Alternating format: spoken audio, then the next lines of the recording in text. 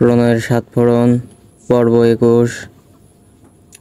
খানবাড়ির দোতলায় নানান দামি আসবাবপত্রে সাজানো রুমটায় ঢুকতেই প্রত্যেকের চোখ মুখ ফ্যাকাশে হয়ে গেল।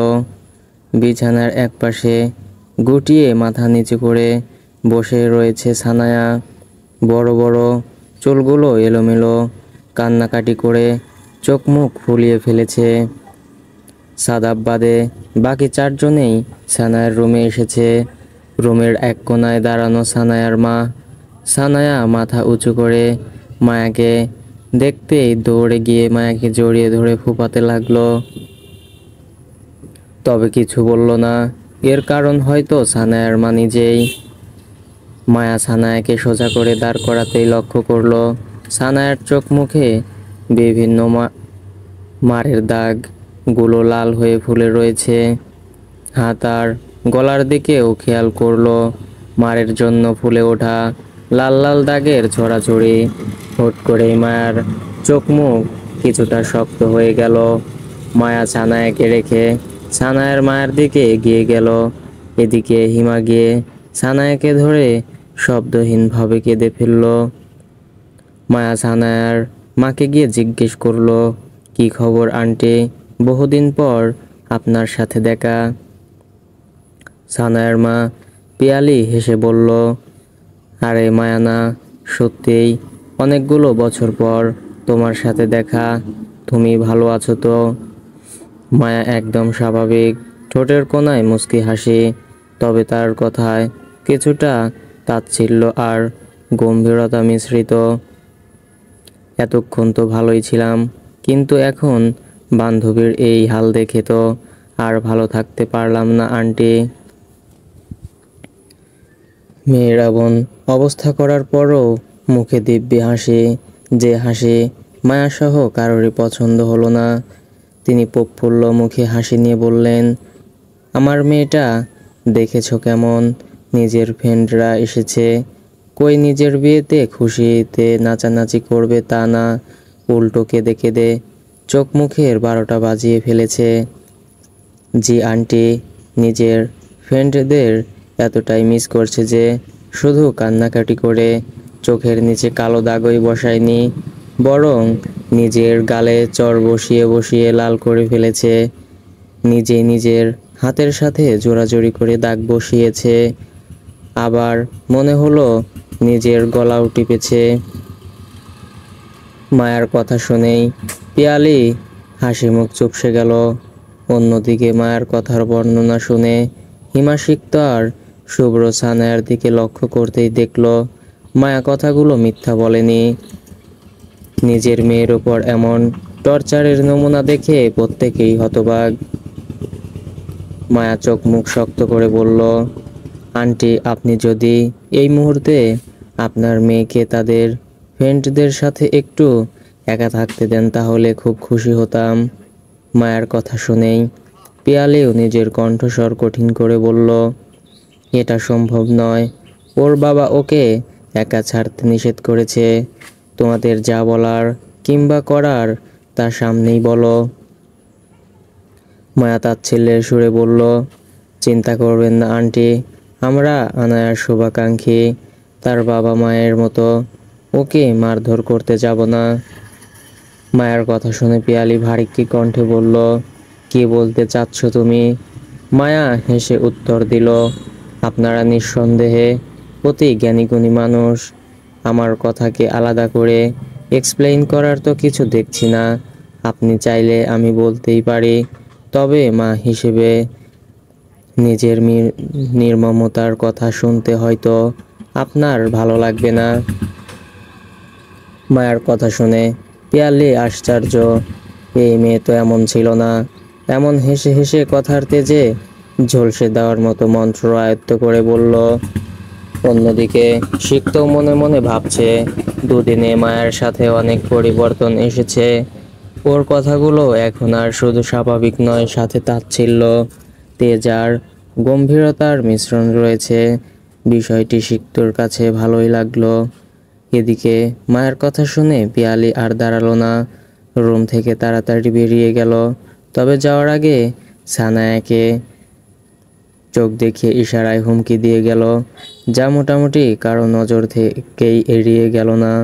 সাথে আরও একটা কথা বলার কথা সবার উদ্দেশ্যে বলে গেল, এসেই যখন পড়েছ তাহলে ভালো করেই বান্ধবীর বিয়েটা খেয়ে যেও। কাল সকালেই ওর গায়ে হলুদ হবে, আর কালকের মধ্যে বিয়েটাও হয়ে যাবে।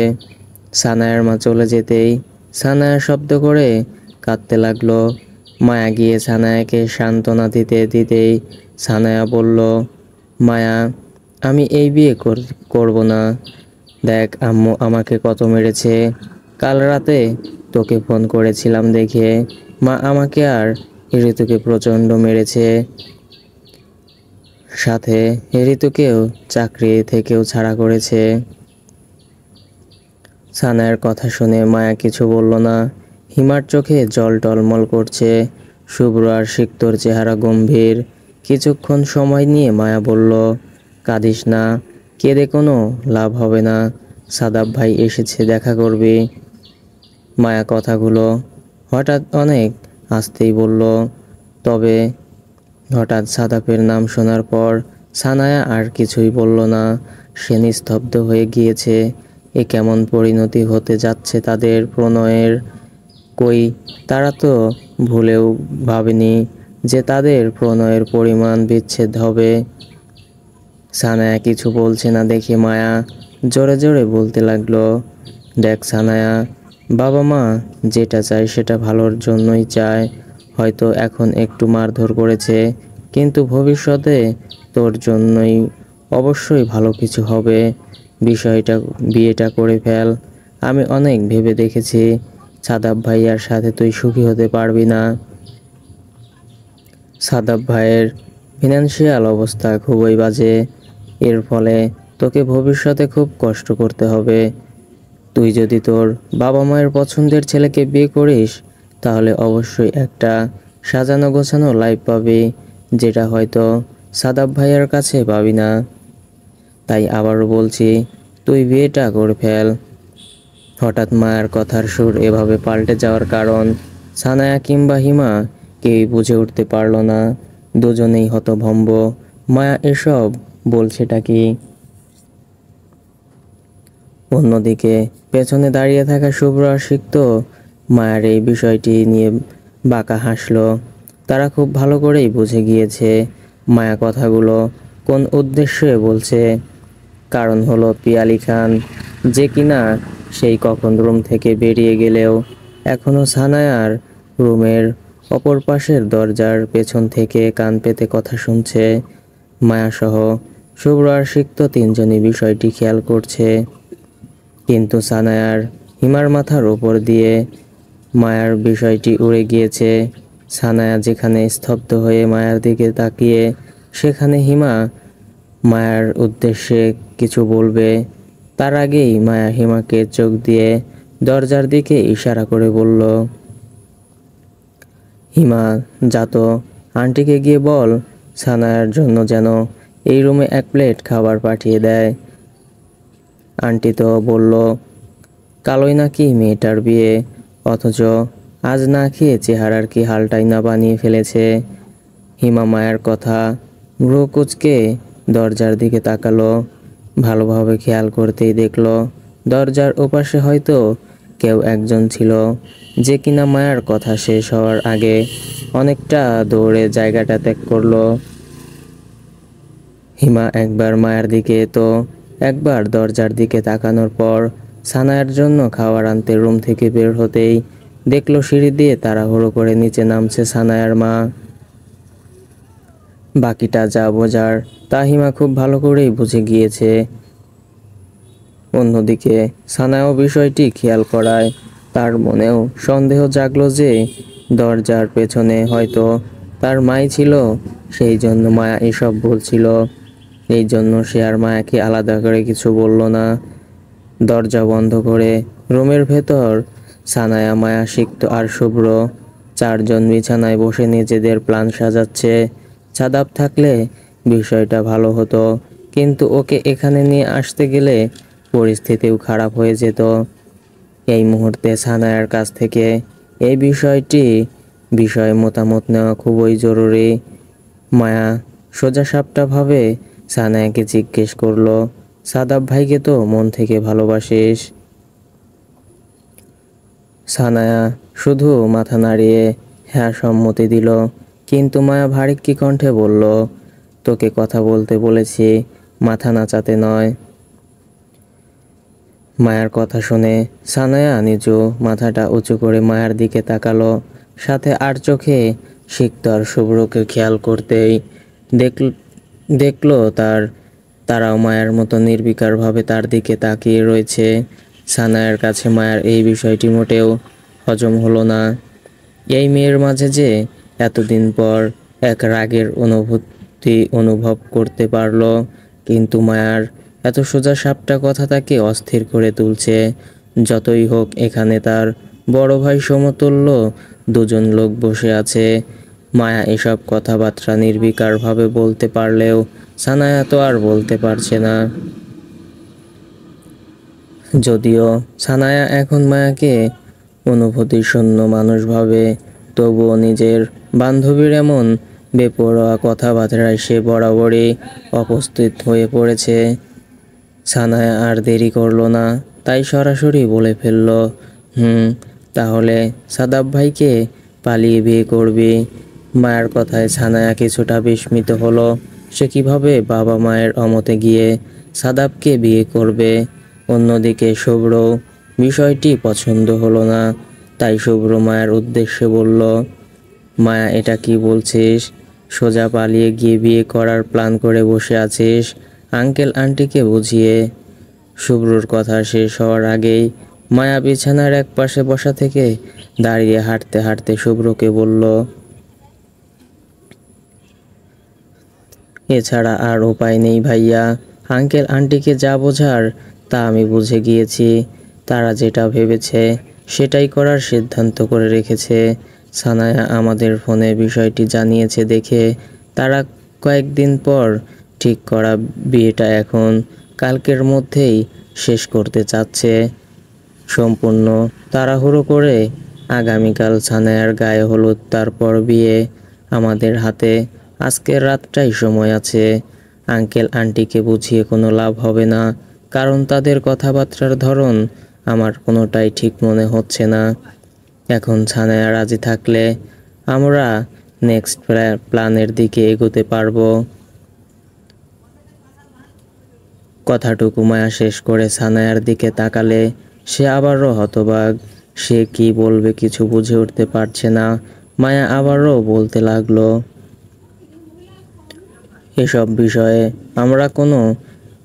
আমার কোনো এক্সপিরিয়েন্স নেই, তবে আমার মনে হয় না যে একজন ভালোবেসে সারা জীবন তার স্মৃতি নিয়ে অন্য কারো সাথে সংসার করা খুব একটা যুক্তিযুক্ত হবে। এখন তুই হয়তো ভাবতে পারিস এতে বাবা মায়ের সম্মানহানি হবে, তাদের মেয়ে বিয়ের আগের রাতে বাড়ি থেকে পালিয়েছে। মায়া কিছুটা থেমে আবারও বলতে লাগলো, তোর বাবা মাকে দেখে যা বুঝতে পারলাম, তিনি এই বিয়েটা অনেকটা লুকিয়ে দেওয়ার চেষ্টায় আছেন। না হলে খানবাড়ির মেয়ের বিয়ে, অথচ আওয়াজের তেমন কোলাহল গুরুত্ব কিছুই নেই। সো এত বেশি পাবলিক করিস না। তুই আজকের রাতে পালিয়ে গিয়ে তারা বিষয়টি হ্যান্ডেল করে নিতে পারবে, আর ডিসিশন যত দেরিতে নিবি প্রবলেম ততই বাড়বে। আর একটা বিষয়, বাবা মা আমাদের সব সময় ভালো চায়, এটা যেমন ঠিক তেমনি তাদের সব ডিসিশন অলওয়েজ রাইট হবে তা তো নয়। আফটার অল পরিশেষে আমরা প্রত্যেকেরই মানুষ। আমি যা বলতে চেয়েছি আশা করি বুঝতেই পেরেছিস। এখন তুই কি করতে চাস এটা তোর উপর। সানায়া কিছুক্ষণ চুপ করে বসে থাকার পর মায়ার উদ্দেশ্যে বলল, আমি আর সাদাব যদি পালিয়ে বিয়ে করি তাহলে একটা সময় পর বাবা মা আমাদের খুঁজে বের করবেই, কিংবা যদি আমাদের বিয়েটা মেনে না নেয়। মেয়ে পালিয়ে বিয়ে করেছে আর বাবা মা সেটা শুনে খুশি না হবে না এটাই স্বাভাবিক। তাদের রেগে থাকা কিংবা ক্ষোভ থাকাটা যথোচিত। তবে বিষয়টি আপেক্ষিক, দেরিতে হলেও একটার সময় পর তারা ঠিকই মেনে নেবে। আর যাই হোক, তখন নিশ্চয়ই তোর ডিভোর্স করিয়ে অন্য কোথাও বিয়ে দিতে যাবে না। মায়ের কথাগুলো প্রত্যেকেরই খুব মনোযোগ দিয়ে শুনল। যদিও বাবা মায়ের ইচ্ছের বিরুদ্ধে গিয়ে পালিয়ে বিয়ে করাটা মোটেও ভালো কিছু নয়, কিন্তু এই মুহূর্তে এই কাজ করা ছাড়া তো আর কোনো উপায় নেই। আচ্ছা, বাবা মা মাঝে মধ্যে এমন একটা ডিসিশন ছেলে মেয়ের ওপর কীভাবে জোর করে চাপিয়ে দিতে পারে, যেখানে সংসার তারা নয় বরং তাদের সন্তান করবে। তাদের কাছে কি সুখ নামেই শুধু টাকা পয়সা, গাড়ি বাড়ি কিংবা একটা লাক্সারিয়াস লাইফ? সবার মাঝের নীরবতা কাটিয়ে সানায়া বলল, কিভাবে কি করবি ভেবেছিস? মায়া বাঁকা হেসে বলল, ঘড়ির কাঁটায় এখন রাত 2:17। বিয়েবাড়ির সাজসজ্জা আয়োজন প্রায় অনেকটাই শেষ। সারাদিন অত্যন্ত পরিশ্রম শেষে সবাই এখন যার যার ঘরে বিশ্রাম নিতে ব্যস্ত। আজ সানায়ার সাথে মায়া আর হিমা ঘুমাতে চেয়েছিল, কিন্তু সানায়ার মা এতে রাজি হয়নি। সানায়া আর তার মা শুয়েছে এক রুমে, আর পাশের রুমটায় মায়া আর হিমা। বাড়ির প্রত্যেকে প্রচণ্ড ঘুমে আচ্ছন্ন থাকতেও 6 জোড়া চোখ আজ সামান্য পরিমাণেও ঘুম নেই। তাদের প্রত্যেকেরই মাঝে সংশয়ের উত্তেজনা বিরাজমান। আদৌ সাদাপ আর সানায়া কি এক হতে পারবে?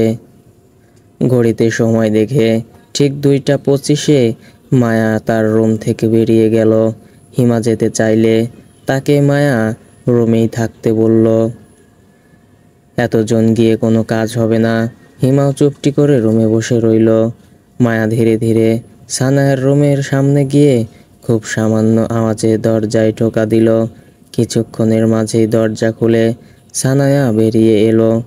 সানায়ার মা গভীর ঘুমে আচ্ছন্ন, তবে তার এই গভীর ইচ্ছাকৃতভাবে নয়, বরং এটি হলো ঘুমের ঔষধের প্রতিক্রিয়ার ফল।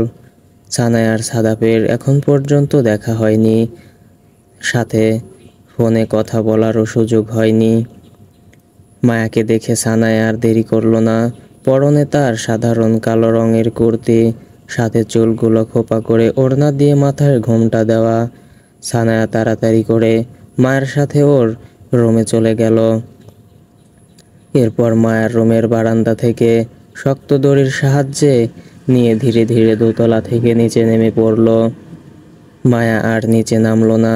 মায়াবর হিমা মিলে বারান্দা থেকেই বাকি কাজগুলো দেখে যাবে। মায়াদের রুমের বারান্দায় নিচেই দাঁড়ানো শুভ্র আর সাদাব বাড়ির গার্ডগুলোর খাবার পানির বোতলে নেশা মিশিয়ে দেওয়ার সেগুলো এখন হিমাহিত জ্ঞান শূন্য হয়ে এদিক ওদিক ঘুরে বেড়াচ্ছে। অন্যদিকে গার্ডগুলোকে বারান্দার নিচ থেকে সরিয়ে দিয়েছে। আর এই কাজটার দায়িত্বে ছিল শুভ্রর উপর। বাড়িটার ডুপ্লেক্স হওয়ায় নিচের নামতে সানায়ার খুব একটা কষ্ট হলো না। সানায়া নিচে নামতেই মায়া বারান্দার গ্রিল থেকে দড়িটা খুলে ফেলে নিচে নামিয়ে দাঁড়িয়ে থাকা শুভ্রকে দিয়ে দিল। সকালবেলায় এই দড়ি না হলে সন্দেহের কারণ হয়ে দাঁড়াবে। সানায়া নিচে নেমে পাশে তাকাতেই দেখল সাদাপ নির্বিকার চাহনি নিয়ে তার দিকে তাকিয়ে রয়েছে। সাদাপের চোখগুলো লাল হয়ে ফুলে রয়েছে। তবে আনায়ার এমন অবস্থা দেখে সাদাপের চোখে টলমল করতে থাকা পানি হুট করে নিচে গড়িয়ে পড়ল। দুজনে মাঝে যেটুকু দূরত্ব ছিল তা সানায়া নিমিষেই মিটিয়ে দিল। দৌড়ে গিয়ে জাপটে সাদাপকে জড়িয়ে ধরল। সাদাপ হতভম্ব। এতদিনের সম্পর্কে এই প্রথম দুজনের এত কাছাকাছি আসা, অথচ পরিস্থিতি কতটা করুণ। কারো মুখেই নেই হাসি, শুধু চোখ দিয়ে ঝরছে অশ্রু। শুভ্র রশিটা ভালো করে পেঁচিয়ে নিজের হাতে গুটিয়ে রাখার পর সাদাপ আর সানায়ার দিকে তাকাতেই ভ্রু কুঁচকে ফেলল। এদিকে বারান্দা থেকে মায়া আর হিমা সবই দেখছে। এরই মধ্যে শুভ্র সানায়ার কাছে গিয়ে বলল, লজ্জা শরমের মাথা খেয়েছিস নাকি? যা করার বিয়ের পরেই করিস। চোখের সামনে এত বড় একটা ভাই থাকতেও তোদের এসব করতে হয়। শুভ্র আস্তে কথা বলায় ওর কথাগুলো সানায়া আর সাদাফই শুনতে পেল। আর এত কষ্টের মাঝেই মুচকি হেসে দুজন দুজনকে ছেড়ে দিল। এরপর তিনজন মিলে চলে গেল বাড়ির পেছন ইট সিমেন্টের তৈরি লম্বা দেয়ালটার কাছে। টার্গেট হলো দেয়াল টপকে বাড়ির বাহিরে যাওয়া। প্ল্যান অনুযায়ী কাজ। প্রথমে সাদাব খুব সহজেই দেয়ালের চূড়ায় ভর দিয়ে দেওয়ালের ওপাশে পৌঁছে গেল। এখন সানায়ার পালা, কিন্তু সাদাবের মতো একাই দেয়াল টপকে তো আর ওর ওপাশে পৌঁছানো সম্ভব না। তখনই শুভ্র হাঁটু গেড়ে বসে সানায়াকে তার পায়ের ওপর ভর দিয়ে ওপাশে যেতে সাহায্য করলো। সানায়া অপর পাশে পৌঁছাতেই শুভ্র নিজের কাজ শেষ করে নিচতলায় নিজের জন্য যে রুম বরাদ্দ ছিল সেই রুমের জানালা দিয়ে ঢুকে পড়ল। অন্যদিকে মায়া আর হিমাও চলে গেল নিজেদের রুমে। এখন বাকি আর একটা কাজ, সিক্তকে ফোন দিয়ে জানানো। সিক্ত সন্ধ্যা 7টার দিকেই খানবাড়ি থেকে তার নিয়ে আসা গাড়ি করে চলে গিয়েছে।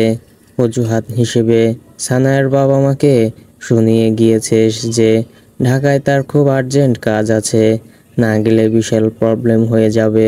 সিক্তর বিয়েতে থাকা না থাকতে সানায়ার বাবা মায়ের কিছু যায় আসে না, তাই এই বিষয় নিয়ে তারা এত মাথা ঘামায়নি।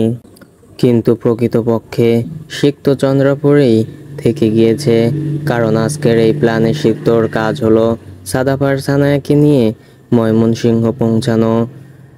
সেখানে সিক্তর কলেজ লাইফের একজন ফ্রেন্ড আছে, যে কিনা বর্তমানে বাকৃবৃতে পড়াশোনা করে। সিক্তর বন্ধুর সাথে ফোনে আগেই কথা হয়েছে, ওরা আজ ভোরের দিকে পৌঁছে ওর বাসায় উঠবে। প্ল্যান অনুযায়ী সিক্ত খানবাড়ি থেকে কিছুটা দূরে নিজের গাড়ি রাস্তার পাশে পার্ক করে গাড়িতে বসেছিল মায়ার ফোনের অপেক্ষায়। মায়া ফোন করতেই সিক্তর আর দেরি না করে সরাসরি খানবাড়ির পেছনের রাস্তা দিয়ে সানায়ার সাদাবকে নিজের সাথে করে ময়মনসিংহের উদ্দেশ্যে রওনা দেয়। সারাদিন মানসিক চাপ আর কাজের ওপর থাকায় হিমা কিছুটা দুর্বল হয়ে পড়েছে। বারান্দা থেকে ফিরে বিছানায় শুধুই ঘুমের প্রহরে পাড়ি দেয়, কিন্তু মায়ার চোখে ঘুম নেই। যে অস্থির কিংবা চিন্তিত কোনো কিছুই নয়, বরাবরের মতোই সে স্বাভাবিক। তবে কেন কিছুতেই তার ঘুম আসছে না, আর সে এখন ঘুমানোর আর চেষ্টাও করছে না। ভোরের আগে একবার সিক্তকে ফোন দিয়ে ওদের ঠিকঠাকভাবে পৌঁছে যাওয়ার নিউজটা পেলেই শান্তি। আশেপাশের মসজিদ থেকে ফজরের আজানের শব্দ ভেসে আসছে। মায়া আর দেরি করলো না, তাড়াতাড়ি করে সিক্তকে ফোন করলো। প্রথম একবারে সিক্ত ফোন না ধরলেও দ্বিতীয়বারে সে রিসিভ করলো। হ্যাঁ মায়া, বলো। মিস্টার সিক্ত, আপনারা পৌঁছে গিয়েছেন? হ্যাঁ হ্যাঁ, আমরা এখন আদনানের বাসাতেই আছি। ও, কিন্তু এত তাড়াতাড়ি কিভাবে? রাতের বেলা তো রাস্তা বেশিরভাগ ফাঁকাই ছিল, তাই এত দেরি হয়নি। যেতে কোনো প্রবলেম হয়নি তো? আর সাদাব ভাইয়া ঠিক আছে? সবাই ঠিক আছে মায়া, ওরা তো ঘুমাচ্ছে, না হলে কথা বলতে পারতে। আচ্ছা মায়া, আমি ফোন রাখছি। এতক্ষণ ধরে ড্রাইভ করে টায়ার্ড হয়ে গিয়েছি, একটু ঘুমানোর দরকার ছিল। আচ্ছা ঠিক আছে। আপনার গলার আওয়াজও কেমন অন্যরকম লাগছে। আমি না হয় পরে ফোন করব। আপনি সকাল সকালই ওদের কাজী অফিসে নিয়ে গিয়ে বিয়েটা সেরে ফেলবেন। যত দেরি হবে ততই সমস্যা। ঠিক আছে, আচ্ছা রাখছি তাহলে। মিস্টার সিক্ত, কিছু বলবে মায়া? সব ঠিকই আছে তো, তাই না? একদম ঠিক আছে, নিশ্চিন্তে থাকো। সকাল 8টা। মায়া সিক্তর সাথে কথা শেষে নিজেও হিমার পাশে ঘুমিয়ে পড়েছিল। গত 2 রাত থেকে ঠিক মতো ঘুম হয়নি। আর মায়ার ঘুম না হলে সে অনেক সময় সেন্টিমেন্টালও হয়ে যায়। এই জন্য বিছানায় শুয়েই কখন যে গভীর ঘুমে ডুবে গিয়েছে সে নিজেও টের পায়নি। কিন্তু বাড়ির নিচ থেকে প্রচুর শব্দ আসায় তার ঘুম আর বেশি স্থায়ী হলো না। মায়া তাড়াতাড়ি করে ঘুম থেকে উঠতেই ঘড়িতে তাকিয়ে দেখলো 8টা বেজে গিয়েছে। পাশে তাকিয়ে দেখলো হিমা বেঘুরে ঘুমোচ্ছে।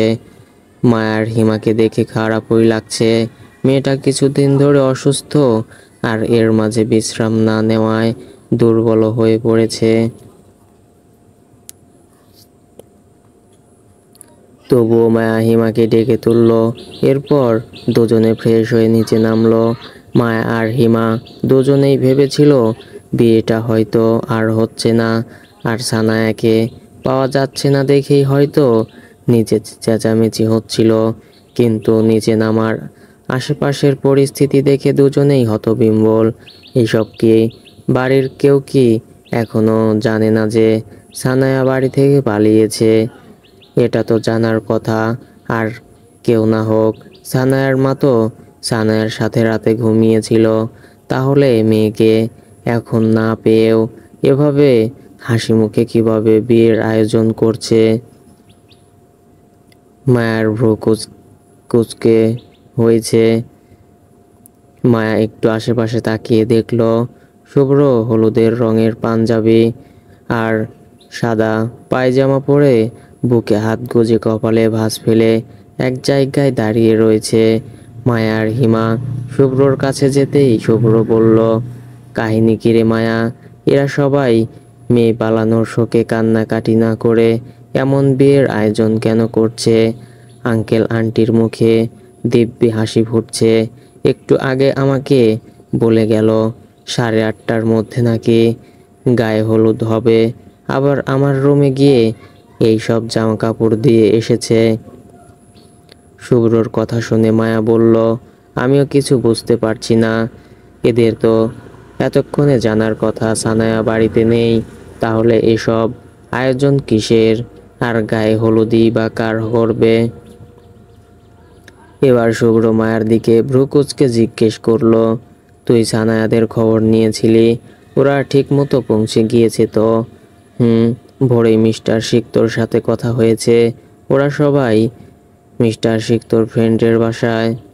এবার শুভ্র বাঁকা হেসে বলল, এরা নিশ্চয়ই পাগল হয়ে গিয়েছে। পাশ থেকে হিমা হেসে বলল, আচ্ছা এমনটাও তো হতে পারে আঙ্কেল অন্য কোনো মেয়েকে তার মেয়ে সাজিয়ে তার পছন্দের পাত্রের সাথে বিয়ে দিচ্ছে, হয়তো তার মান সম্মান বাঁচাতে। হিমার কথা শুনে শুভ্রর মাথার পেছনে বাড়ি দিয়ে বলল, তোর ব্রেন দিন দিন হাঁটুতে চলে যাচ্ছে। তবে ভুল কিছু বলিসনি। শুভ্রর কথা শুনে হিমা হতবাক। মনে মনে ভাবলো, ঠিকই যখন বলেছিলাম তাহলে মারলে কেন? কিন্তু মুখে তা না বলে বলল, সানায়ার বিয়েতে থাকতে পারলে ভালো হতো। এতদিনের বান্ধবীর বিয়ে হবে কাজী অফিসে, অথচ সেখানেও থাকতে পারবো না। শুভ্র বলল, আপাতত আঙ্কেল আন্টির এই নতুন পাত্রীর বিয়ে দেখি। কি যে করছে এরা নিজেরাই জানে। তিনজনের কথার মাঝেই হঠাৎ হলুদ রঙের জামা পরে সেজেগুজে থাকা সবাই দৌড়াদৌড়ি আর চেঁচামেচি করতে লাগলো।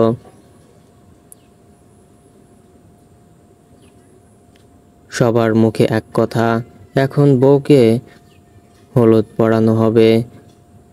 সবার পাশাপাশি মায়েরাও আগ্রহ নিয়ে দাঁড়িয়ে দাঁড়িয়ে দূর থেকে সবার কর্মকাণ্ড দেখে যাচ্ছে। কিছুক্ষণের মাঝেই হলুদ লেহেঙ্গা পরা, সাথে মাথায় বড় ঘোমটা দিয়ে মুখ ঢেকে রাখা একটা মেয়েকে কয়েকজন মিলে সিঁড়ি দিয়ে নিচে নামাচ্ছে। সাথে আশেপাশে জোরে জোরে চলছে গায়ে হলুদের গান।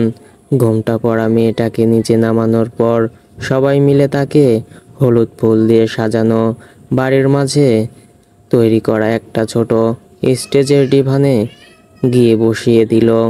কিছুক্ষণের মাঝেই বড়রা স্টেজের উপর উঠে মেয়েটাকে হলুদ লাগাতে চলে গেল। মায়া, হিমা আর শুভ্র তিনজনই তীক্ষ্ণ চোখে সবকিছু খেয়াল করছে। তবে যখন মেয়েটার মুখ থেকে ঘোমটা সরানো হলো, তখন তিনজনের মাঝে বিস্ময়ের জোয়ার বয়ে গেল। হিমার মুখ থেকে অস্ফুট স্বরে বেরিয়ে এলো, এটা তো সানায়া। মায়ার মাথা কাজ করছে না। সিক্তর সাথে তো ভোরেই কথা হলো, ও তো বলেছিল ওরা সবাই ময়মনসিংহ। তাহলে সানায়া এখানে কি করছে? মায়া তাড়াহুড়ো করে সিক্তকে কয়েকবার ফোন করলো, কিন্তু কোনো লাভ হলো না। Phone switch off. এরই মাঝে পাশ থেকে সিক্ত বলল, এসব কি মায়া, তুই তো বললি সিক্তর। শুভ্র কথা শেষ হওয়ার আগেই পেছন থেকে কেউ একজন প্রফুল্ল সুরে বলতে লাগলো, বলেছিলাম তো আমি, বান্ধবীর বিয়েতে এসেছো, চুপচাপ আনন্দ করে চলে যাও। কিন্তু তোমরা তো তা শুনলে না। এখন ফল তো নিজেরাই দেখতে পারছো। তিনজনে পেছন ফিরে তাকাতেই দেখলো সিনহা খান দাঁড়িয়ে রয়েছে, আর সেই কুৎসিত হাসি মাথা মাখা মুখ দিয়ে। আগে সিনহার হাসি ওদের কাছে অসহ্য লাগলেও এখন তাদের কাছে তা কুৎসিত মনে হচ্ছে। মায়া আর শুভ্র দুজনেই সিনহার দিকে তীক্ষ্ণ চোখে তাকাতেই সিনহা আবারও হেসে বলল, তোমাদের প্ল্যানটা কিন্তু আউটস্ট্যান্ডিং ছিল, কিন্তু সর্বশেষে গিয়ে প্ল্যানটা নড়বড়ে হয়ে গিয়েছে।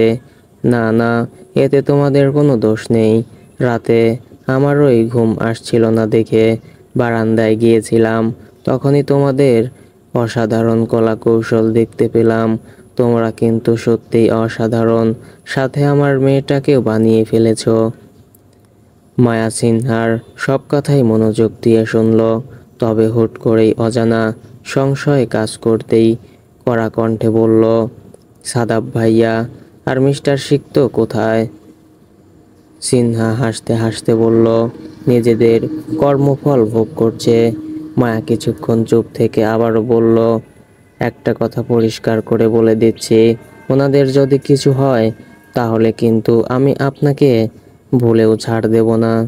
মায়ের কথা শুনে সিনহা আবারও হেসে বলল, বাপরে, হুমকি! বাবার মতো হয়েছ। তবে তার বিপরীত। মায়া সিনহার কথায় কে গায়ে লাগালো না। সে পেছনে ঘুরে সানায়ার কাছে যেতে চাইলে সিনহা আবারও বলল, খবরদার মায়া, এবার যে তোমাদের তিনজনকে আমার মেয়ের আশেপাশেও না দেখি। এই গায়ে হলুদ থেকে বিদায় সব কিছু দূর থেকেই দেখবে। ওর কাছে যাওয়ার অধিকারটাও নিজেদের দোষেই হারিয়েছ। মায়া শান্ত চোখে আবার পেছনে ফিরে সিনহার দিকে তাকাতেই সিনহা কড়া কণ্ঠে আবারও বলল, বেশি বাড়াবাড়ি করলে কিন্তু তোমাদের সাদাপার সিক্তর যা খুশি করার ব্যবস্থা করব। এখন ফলাফল কি হবে তা তোমরাই ঠিক করো। কথা শেষ করে সিনহা আর ওখানে দাঁড়ালো না। সে ওখান থেকে প্রস্থান করলো, কিন্তু কিছু দূরে যেতেই কয়েকজন সার্ভেন্ট হাতের ইশারায় ডেকে মায়াদের দিকে ইশারা করে বলল, ভুলেও যেন ওরা সানায়ার আশেপাশে না যেতে পারে। একটু পর গায়ে হলুদ শেষ হলে আবার বিয়ের আয়োজন শুরু হবে। এছাড়া এখান থেকে সানায়াকে যেন সোজা দোতলায় নিয়ে যাওয়া হয়, আর ওরা তিনজন যেন দোতলার কোনোভাবেই যেতে না পারে। দোতলায় ওদের কোনো ব্যাগ ট্যাগ থাকলে সেগুলো নিচে শিফট করে দিও। এরপর সিনহা চলে যেতে গিয়েও আবার থেমে গেল। এরপর হিমাকে উদ্দেশ্য করে বলল, হিমা, তোমার বাবা মা আজ বিয়েতে আসতে পারেনি দেখে হয়তো তারা বেঁচে গিয়েছে, না হলে আমার মতো নিজের মেয়ের অধঃপতন তাদেরকেও দেখতে হতো। সিনহার কথা শুনে হিমা চুপ করে গেলেও মায়া আর শুভ্রর চোখ মুখ শক্ত হলো। বেলা 11টা বাজে। বাড়িতে মোটামুটি অনেক মেহমানদের আনাগোনা। শুভ্র হিমা আর মায়ার জন্য বিয়ের জন্য আলাদা ড্রেস দিয়ে গেলেও তার সেগুলো আর পরেনি। শুভ্র যদিও বা সকালে গায়ে হলুদের ড্রেস পরেছিল, কিন্তু পরক্ষণেই পরিস্থিতি দেখে সেগুলো চেঞ্জ করো, সাধারণ ড্রেস পরেছে। মায়া আর হিমাও ঠিক তেমন। পুরো বিয়ে বাড়িতে শুধুমাত্র তারাই এভাবে নর্মাল ড্রেস পরে ঘুরে বেড়াচ্ছে বললে হয়তো ভুল হবে। তারা তিনজন সানায়ার সাথে দেখা করার উপায় খুঁজছে। এ নিয়ে কয়েকবার সানায়ার কাছে যেতে চাইলেও কেউ সফল হয়নি, এমনকি হিমাকেও যেতে দেয়নি দোতলায়। এদিকে সিক্ত সাদাপেরও খবর নেই, কোথায় কিংবা কোন অবস্থায় আছে তাও জানে না। আর কোনো উপায় না পেয়ে তাদের জন্য ড্রেস রেখে যাওয়ার রুমটাতে তিনজনে বসে রয়েছে। মায়া এখন ডিসিশন নিয়েছে, লাস্টবারের মতো বিয়ের গেস্টের মতো সেজেগুজে মাথায় ঘোমটা দিয়ে সানায়ার কাছে যাবে। না হলে সোজা বরপক্ষ হয়ে এলে হয়তো তাদের সাথে মিশে যেতে পারবে, কিন্তু সেটা তো অনেক দেরি হয়ে যাবে। অন্যদিকে শুভ্র বুঝতে পারছে না এগুলো আদৌ হচ্ছেটা কি, তারা কি করার মতো কিছু করছে। মায়া ড্রেস আপ চেঞ্জ করে এলো, হালকা বেগুনি রঙের লেহেঙ্গা, সাথে বিশাল বড় ঘোমটা। কিন্তু বিয়ে বাড়িতে বউয়ের জায়গায় গেস্টের মাথায় এমন ঘোমটা সত্যিই বেখাপ্পা বিষয়। মায়ার মাথা এই প্রথম তাড়াহুড়ো করতে গিয়ে এলোমেলো হয়ে যাচ্ছে। সময় কম, আর খুব তাড়াতাড়ি কিছু একটা করতে হবে। যে করেই হোক সানায়ার বিয়ে আটকাতে হবে, কিন্তু করবেটা কি? মায়া যতবারই নিজেকে শান্ত আর স্বাভাবিক করতে চাচ্ছে ততবারই বিফল হচ্ছে। এরই মাঝে হঠাৎ তাদের রুমে একজন সার্ভেন্ট দরজা খোলা থাকায় কয়েক গ্লাস শরবত নিয়ে এলো। শরবত দেখে হিমা আর শুভ্র দুজনেই খুশি হলো কিছুটা। দুজনে মিলে 2 গ্লাস শরবত খেলেও মায়া আর খেলো না। সার্ভেন্ট মেয়েটা কয়েকবার মাকে শরবত নিতে বললেও মায়া আর নিল না, বরং চিন্তিত চিত্তে রুম থেকে তাড়াহুড়ো করে বেরিয়ে চলে গেল। মায়া বাড়ির সিঁড়ির পেছনের দিকে চুপটি করে দাঁড়িয়ে, কিন্তু এই মুহূর্তে দোতলায় যাওয়ার সুযোগটা কোনোভাবেই সম্ভব হয়ে উঠছে না। সিনহার ঠিক করা সার্ভেন্টগুলো কঠোর নজরে সিঁড়ির 2 পাশে দাঁড়িয়ে আসা যাওয়া করতে থাকা মানুষদের পর্যবেক্ষণ করছে। আর যাদের মাথায় ঘোমটা দেওয়া তাদের ঘোমটাগুলো মেয়ে সার্ভেন্ট দেখার পরই উপরে যেতে দিচ্ছে না। মায়া বুঝতে পারছে না এটা কোনো বিয়ে বাড়ি নাকি মিউজিয়াম। মায়া হতাশ হয়ে ঘোমটাটা তুলে ভাবতে শুরু করলো, কিন্তু এরই মাঝে হঠাৎ পেছন থেকে খুব শক্ত করে তার মুখে রুমাল চেপে ধরতেই মায়া ছটফট করতে করতে অজ্ঞান হয়ে গেল। তার আর এই মুহূর্তে কিছু করার ছিল না, কারণ রুমালের মাঝে খুব কড়া করে ক্লোরোফিল মেশানো ছিল, যা নিমিষেই মায়ার মতো মেয়েকেও কাবু করে ফেলল। আর এই খানবাড়ির সিঁড়ির পেছনের অংশটুকু মানুষের সচরাচর চলাফেরা কিংবা কাজ কমই থাকে, তাই আর মায়ার সাথে ঘটে যাওয়ার দৃশ্য কারোরই নজরে এলো না। শুধু ঘটনার পেছনের মূল কালপ্রিট বিষয়টি দূর থেকে উপভোগ করলো। অন্ধকার একটা বিশাল ঘর। প্রায় আনুমানিক কয়েক ঘন্টা পর মায়ার হুঁশ ফিরতেই চোখ পিটপিট করে তাকাতেই দেখলো সে অন্ধকারে আচ্ছন্ন একটা রুমের মেঝেতে পড়ে রয়েছে। মায়ার মাথায় প্রচণ্ড ঝিমঝিম করছে। কোনো মতে চোখ ঝাপটে আশেপাশে তাকাতেই দেখলো সে কোনো রুমে নয়, বরং একটা বড় ফাঁকা গোডাউনের মাঝে আছে। আশেপাশে ভাঙা কাঠের ভাঙা টুকরো, ভাঙা চেয়ার টেবিল ছাড়া তেমন কিছু নেই। দেখেই বোঝা যাচ্ছে জায়গাটা পরিত্যক্ত। ঝিমঝিম করতে থাকা শরীরটা নিয়েই কোনো মতে দাঁড়িয়ে পড়ল। সারাদিন ধরে কোনো খাওয়া দাওয়া হয়নি, রাতেও কোনো খাবার খায়নি, এমনিতেই অনেক দুর্বল হয়ে পড়েছে। তবুও মায়া সর্বোচ্চ শক্তি দিয়ে আশেপাশে ঘুরতে হাঁটতে লাগলো। উদ্দেশ্য তার একটাই, কোনোভাবে এই জায়গা থেকে বের হওয়া। কিছু দূর এগুতেই মায়ের মনে হলো এই গোডাউনে আরও কেউ আছে, কারো কথার আওয়াজ পাওয়া যাচ্ছে, তবে সেটা হয়তো কিছুটা দূরে, যা মায়ের নজরে এলো না। মায়া আওয়াজ শুনে সেদিকে যাওয়ার চেষ্টা করলো। পরনে তার এলোমেলো লেহেঙ্গা, চুলগুলোও এলোমেলো, সারা শরীরে ধুলোবালি লেগে রয়েছে।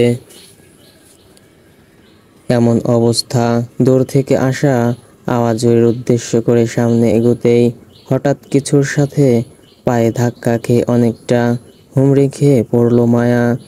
মায়া নিজের ঘোলা ঘোলা চোখ নিয়ে নিচে তাকাতেই দেখল কেউ একজন উল্টো হয়ে শুয়ে রয়েছে। এমনিতেই অন্ধকার, তার উপর লোকটির চেহারাও উল্টো করে পড়ে থাকায় চেহারাটাও দেখা যাচ্ছে না। মায়া লেহেঙ্গাটার পকেটে হাতিয়ে দেখলো তার ফোনটা আছে কিনা। পরে দেখলো না, তার ফোনটা সাথেই আছে। মায়া তাড়াতাড়ি ফোনটা বের করে সময় দেখতেই দেখলো দুপুর 3:30 বাজে। আবার ফোনে চার্জও নেই, সাথে নেটওয়ার্ক সিগন্যালও ইরোর দেখাচ্ছে। মায়া প্রচণ্ড বিরক্ত হলো। তবে হুট করেই নিচে পড়ে থাকা লোকটির কথা মাথায় আসতেই মায়া তাড়াতাড়ি করে ফোনের ফ্ল্যাশ অন করলো। লোকটির পেছন পাশটা দেখেই হুট করে এক অজানা সংশয়ের উদ্ঘাটন হলো। মায়া ভালো করে তাকিয়ে দেখলো নিচে পড়ে থাকা লোকটির শরীরের বিভিন্ন জায়গায় মারের ফলে জখম হয়ে নীল বর্ণ ধারণ করেছে। পিঠের দিকের শার্টটাও জায়গায় জায়গায় অনেকটা করে ছিঁড়ে গিয়েছে। এই প্রথম মার লোকটিকে উল্টিয়ে তার চেহারা দেখাতে আতঙ্কিত বিষয় হিসেবে মনে হচ্ছে। তবুও মায়া নিজের দুর্বল শরীর নিয়ে মেঝেতে বসে পড়ল। এরপর ফোনের ফ্ল্যাশটা উপরের দিক করে দেখে ফোনটার উপর হয়ে মেঝেতে পড়ে থাকা লোকটির মাথার পাশে রাখল। এরপর বলিষ্ঠ দেহের ক্ষতবিক্ষত ফর্সা দেহটাকে ধরে উল্টিয়ে তার উরুতে রাখল। ফর্সা গালে ঘুষের আঘাতে মাংস ফেটে গিয়েছে, সেখান থেকে রক্ত ঝরছে। চোখ জোড়া বন্ধ হয়ে রয়েছে, সিল্কি চুলগুলো এলোমেলো, মনে হচ্ছে কেউ চুলগুলো জোরে জোরে টেনেছে। মানুষটার নিঃশ্বাসের বেগও স্বাভাবিক নয়। সিক্তর ভরসার চেহারাটার এমন হাল দেখেই মায়া স্তব্ধ। সে এখন অনুভূতিশূন্য এক মানব। মায়ার জায়গায় অন্য কেউ থাকলে হয়তো কেঁদে কেটে অবস্থা বেহাল করে ফেলতো, কিন্তু মায়ার চোখ জোড়ায় সিক্তর প্রতি শূন্য চাহনি। তার মাথার মাঝে ঘুরছে নানান চিন্তার সমাহার। তার মস্তিষ্কে এখন হিসেব মেলাতে ব্যস্ত। মায়া সিক্তর হাতের পালস চেক করতেই দেখল পালস খুব ধীরে ধীরে চলছে। মায়া সিক্তর গালে হাত দিয়ে ওকে জাগানোর চেষ্টা করলো। মিস্টার সিক্ত, আপনি আমার কথা শুনতে পারছেন? সিক্তর থেকে কোনো রেসপন্স নেই। তার দেহ নিস্তেজ হয়ে পড়ে রয়েছে। মায়া সিক্তর নাম ধরে আবারও ডাকলো, কোনো রেসপন্স নেই। মায়া যতই নিজেকে স্বাভাবিক রাখার চেষ্টা করুক না কেন, তার কণ্ঠস্বরে প্রতিবারই মৃদু কম্পন সৃষ্টি হচ্ছে। না চাইতেও কাউকে হারানোর প্রগাঢ় সংশয় জেগে উঠছে বারবার। যদিও সে জানে এই মুহূর্তে এখানে পানি পাওয়া হয়তো অসম্ভব, তবুও সে সিক্তকে মেঝেতে আবারও শুয়ে দিয়ে ফোনটা হাতে নিয়ে ফ্ল্যাশের সাহায্যে আশেপাশে পানি খুঁজতে লাগলো। এই মুহূর্তে সিক্তকে জাগানোটা সত্যিই অনেক বেশি প্রয়োজন। কিছুক্ষণ ধরে আশেপাশে খুঁজতে থাকা অবস্থাতেই হঠাৎ একটা পরিচিত কণ্ঠস্বর কানে এলো, হ্যালো মাই ডিয়ার। মায়া তড়িৎ পেছন ফিরে তাকাতেই দেখল পাঞ্জাবি পায়জামা পরা একটা লোক তার দিকে এগিয়ে আসছে। মায়া লোকটির চেহারা পরিষ্কার করে বোঝার জন্য তার ফোনের ফ্ল্যাশ সরাসরি লোকটির মুখের দিকে ধরতেই মায়ার চোখ মুখ শক্ত হয়ে গেল। আর ঝাঁঝালো কণ্ঠে মায়া লোকটির উদ্দেশ্যে বলল, তুই এখানে। সো ফ্রেন্ডস, গল্পটি কেমন লাগলো অবশ্যই কমেন্ট করে জানিয়ে দিন এবং নিত্য নতুন গল্প দেখতে চাইলে চ্যানেলটি সাবস্ক্রাইব করে পাশেই থাকুন। ধন্যবাদ সবাইকে।